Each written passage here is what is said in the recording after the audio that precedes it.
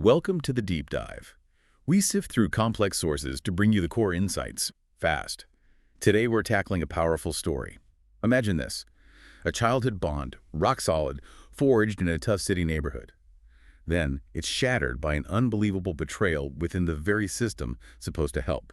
And years later, getting justice means this incredibly risky plan, bending all the rules. That's right. We're diving into Lorenzo Carcaterra's book, Sleepers. Our goal today is to really unpack this story.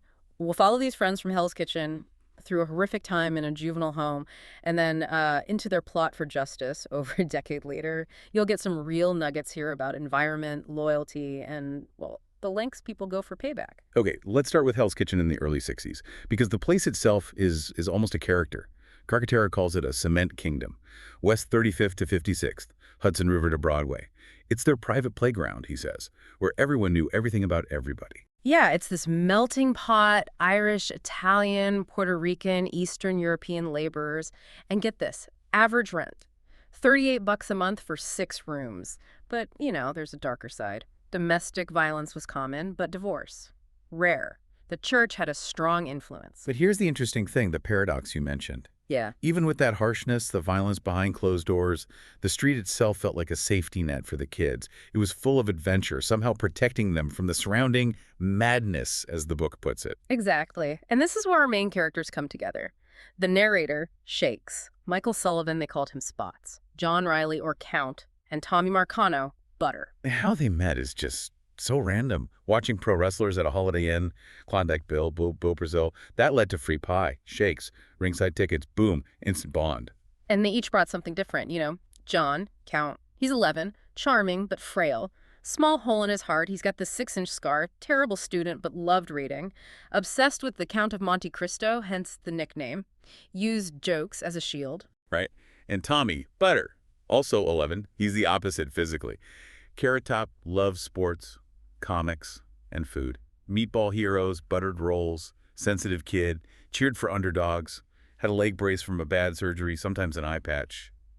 Kind of the soul of the group. Then there's Michael, Spots, 12, the oldest, the natural leader but didn't flaunt it. Smart kid, book smarts and street smarts. Read Poe, he was the prank mastermind. Had this wise man's instinct for fair play, but also deeply distrusted outsiders. Real sense of honor. And our narrator, Shakes. He's the driver for their go-kart races, knew all the movies, hated Disney, loved Red Skelton, lived in this world of fictional characters. Their childhood wasn't just kids playing. Those escapades were teaching them things. The go-kart racing, no rules. Shakes driving, the others pushing. Michael plotting strategy, like how to take out a rival early. They're learning street tactics, even betting at Fat Mancho's candy store. Yeah, and the pranks. Like sneaking into the church confessional to listen in. They heard this guy confessing to gambling, hitting his family, owing loan sharks. Wild stuff for kids to hear. Or the library shelf trick. Michael holding the ladder, Shakes driving the cart, John and Tommy as lookouts, deliberately knocking books onto the librarian, Miss Pippin. It sounds awful, but it shows their coordination, their trust in each other. It really does. And even the sort of cruder stuff, like watching Mrs. Hudson undressed through her window in the summer, or seeing Sister Carolyn Saunders on the toilet. Michael's reaction is pure pragmatism. She won't report it, too embarrassing for her. These moments build that shared history, that code. They're learning how their world works, the spoken and unspoken rules. And they had these mentors, right? Figures who shaped them. Father Bobby, for one. He wasn't your typical priest, took them for pizza, raised money for sports gear, liked comics, James Cagney. Yeah, he was a real friend. But crucially, he saw the danger ahead. He worried about them taking that next step, picking up a gun. He tried to guide them away from the easy, fast money. Then there's King Benny, a local powerhouse. Gave the narrator his first job, delivering money to police precincts, $25 a week. King Benny's worldview was cynical, practical. He helps the narrator's dad with a debt, but makes the kid lie about where the money came from. Tough lesson. And Fat Mancho, the candy store owner, numbers runner, gruff exterior, but kind of tolerated the boys, joked with them, had a good heart he kept hidden. These adults showed them different facets of loyalty, power, survival in Hell's Kitchen. But that world had a really dark underbelly, too. We can't forget that. Definitely. Hell's Kitchen had this history of gangs, the Gophers, the Gorillas, Oni Madden, the gangster who actually brought some kind of order, making it safe for families, unless you were a stranger. That safety was fragile, though. The boys saw it crack. They witnessed a groom get shot dead on his wedding night, right after being warned. Yeah. And the book says Michael, Tommy, and Carol all had the same chilling thought. The street had won. The street would always win. That event really cemented Michael's core belief. You can't trust anybody but us. He even warned them about King Benny's view on friends being bad ideas. He knew the risks. One of us might go down, he said. That's why we have to stick together. That fierce loyalty, it becomes everything. And it gets tested in the most brutal way imaginable. Which brings us to the Wilkinson Home for Boys, the place that defines the rest of their lives, really. It all starts with that prank. Summer, 67. The hot dog cart. They push it, trying to pull a fast one on the vendor, and they run over an old man, James Caldwell. And the consequences are immediate. Custody orders, serious charges, reckless endangerment, assault, theft. They're labeled PINs, persons in need of supervision, and YO, youthful offenders. Caldwell's critically injured, permanent damage. The community reaction is harsh, too. The narrator's dad slaps him, whispers follow their moms. Michael gets a beer bottle thrown at him. That safety net is gone. They're outcasts. And they're sent upstate. Yeah. Wilkinson's Home for Boys, a place designed for secrecy. Local hires, keep costs low, keep quiet. Indifferent warden, basic cells, mattress, toilet, wired window. But the real horror wasn't the place, it was the people running it.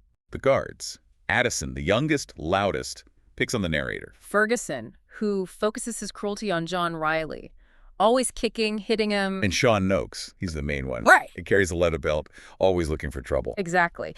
And the key thing here, the book stresses, is that the abuse was systematic. It wasn't just random cruelty, beatings, humiliation, and rape. Repeated rapes used as a tool to break them, done without fear of reprisal. God, and you see the effect it has on each of them differently. Yeah. Tommy. His eyes just go lifeless. He becomes cold, monosyllabic, just pure survival mode, losing himself. John, the gentle one, the one who loved the Count of Monte Cristo. Wilkinson breaks him, makes him ready to kill a man. The narrator loses weight, gets sick. He says, I walked into Wilkinson a boy. Now I wasn't at all sure who or what I was. Just devastating. But then there's that moment with Father Bobby. He tells the narrator he was sent to Wilkinson too. Yeah, an incredible revelation. He says the place killed his best friend inside, but he found a way through it. That shared experience, that confession, it gives the narrator a shred of hope. Maybe survival is possible. And that hope fuels something, doesn't it? The football game. Ah, yes. The annual Thanksgiving-Christmas game. Supposedly designed to break down an inmate, guards playing against them. Noakes, Addison, Ferguson, Style, they're all on the guards team. But Michael, the strategist, Yeah. he sees an angle. He does. He recruits this guy Rizzo, whose brother died at Wilkinson, appeals to his anger, his rage at being treated like an animal. Michael's goal, to make them feel what we feel just for a couple of hours, pure defiance. And the game is brutal. Toughest and bloodiest game. Inmates bleeding, broken hands. The crowd watching goes from cheering the guards to silence, then explodes when the inmates pull off the street play touchdown. They even knock out Styler. A moment of victory, but you know it won't end well. No, Noakes is furious. You are going to pay for this in ways you never dreamed of. And Michael just replies, good game. Just ice cold. The payback is swift and terrible. The narrator gets 2 weeks in the hole. Total darkness, rats, barely any food or water. He survives on memories of Hell's Kitchen. And Rizzo. The guards kill him, don't they? Retaliation for the game. They do, brutally. And the narrator is crushed by guilt. The deadly price for their small victory. It really highlights the system's failure. One of the black guards, Marlborough, even tells him, most guards know what's happening. Yeah, the warden, the town, they all act like they don't know because it don't touch them. Willful ignorance. The abuse gets personal, too. Ferguson attacks the narrator in his cell, drunk, boasting about raping John. And then John appears, completely changed, holding a shiv, ready to kill Ferguson. Wow. The transformation is complete. The narrator stops him, forces Ferguson out without reporting it, protecting John even then. There are these tiny glimmers of humanity, though. The English teacher, Mr. Carlson, gives the narrator the Count of Monte Cristo. He knows. He says Wilkinson isn't what anybody thought it would be. But the final night, it's just pure degradation. Noakes forces him to pray while Styler rapes him with a baton, then strips him, lashes him. It's horrifying. You understand John's wish when they finally get out. I don't want to be afraid of the dark again. Don't let me touch. Want to be able to sleep. And Michael just makes that silent promise. You know something's coming. Okay, fast forward 11 years, 1979, 1980, payback time. They never talked about Wilkinson. Not directly, But that bond is still there, intense, changed, but there. But their lives took such different routes. John and Tommy, they never got over it. Never. Became stone killers, started the West Side Boys gang, drugs, counterfeiting, contract kills, even dismemberment. Driven by fear, the book says, let no one touch them again. They both die violently young in their early 30s. Michael's path is different. Father Bobby helps him get into a Catholic high school, away from Hell's Kitchen. He becomes an assistant district attorney in New York City. His trauma fuels him, gives him focus, strength turned inward. And the narrator becomes a reporter. Also leaves the kitchen. Finds out his own father was a murderer. Lots of heavy stuff. And Carol Martinez, still there, social worker, single mom to a boy named John Thomas Michael Martinez, nicknamed Shakes. She keeps those ties strong, especially her affection for John. Then comes the catalyst, Sean Noakes, the main tormentor. Yep. He's 37, working security, has gambling debts, and John and Tommy find him. They kill him in the Shamrock pub. And Michael, the assistant DA, takes the case. But here's the twist. His plan isn't to prosecute them, it's to take the case to lose. He wants to use the trial to expose Wilkinson, to bring down Noakes, Ferguson, Styler, Addison, all of them. And John and Tommy have no idea? None. They just think he's their friend, trying to get them off. It's an incredible plan. He pulls in all the old connections. Exactly. The narrator is his go-between, his paperboy making like Dick Tracy. King Benny provides the muscle, keeps the West Side Boys quiet, intimidates the defense lawyer. Fat Mancho digs up dirt. Carol uses her access to files, even helps the narrator bend the law. It's like the old gang, but for much higher stakes. And they go after the other guards. Styler, the corrupt cop. Nailed him. The narrator gets evidence too, internal affairs, drugs, bribes, even murder. Styler goes down for trafficking and killing someone. Addison, working for the mayor. King Benny exposes his involvement in sex parties with underage boys. Career over. Which leaves Ferguson, the clerk. He's the key for the trial itself. Right.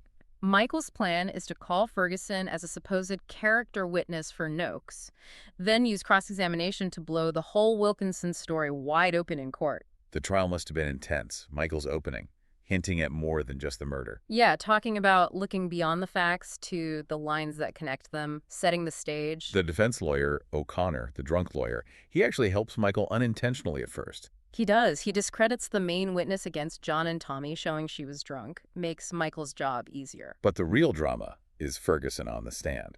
Absolutely. O'Connor, maybe pushed subtly by Michael, gets Ferguson to admit to the hitting at Wilkinson, then keeps pushing until Ferguson cracks and admits to the sexual abuse.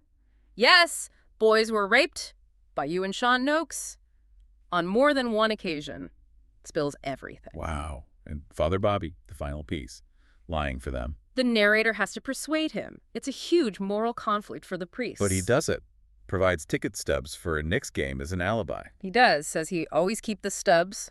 Provides the crucial cover. So the verdict, not guilty. Not guilty. Michael's closing argument tells the jury to look beyond the defendants, at the whole picture. And they do. Must have been a strange victory celebration. Bittersweet, definitely. The trauma's still there. Michael admits he paid King Benny using money likely seized from Styler, tying up loose ends. And after, Michael quits the DA's office, moves to London, a clean break. Seems like it. John and Tommy go back to their lives, which end violently. The narrator becomes a reporter. Carol raises her son, Shakes. But there's that final image, the four of them singing together. Yeah, walk like a man. A last moment of that original bond, that shared past, before their paths fully diverge. So we've tracked this incredible story, friendship, horrific abuse, this elaborate personal quest for justice. Sleepers isn't just a crime story, is it? It's about trauma, loyalty, what happens when the system fails so completely. Absolutely. And Michael's plan, it bypassed the law, didn't it? To get at a deeper truth, to get retribution. Which leaves you, the listener, with a question. When institutions fail people so badly, when there's no official path to healing or accountability, is taking justice into your own hands, even unlawfully, sometimes the only way victims can find peace. And even if they win, like Michael arguably did, what's the real cost?